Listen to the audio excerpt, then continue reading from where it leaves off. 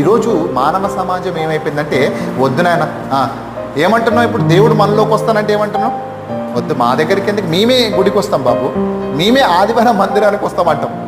ఓకేనా?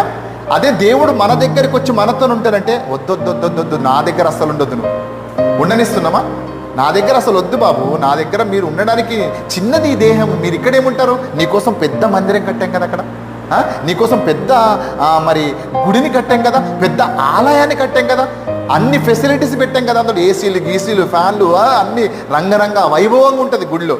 ఆ గుడిలో నువ్వు ఉండు అంటే నువ్వు నా దగ్గరికి వస్తావంటావేంటిది అని ఈరోజు మానవ సమాజం ఇక్కడ ఆలోచిస్తుంది.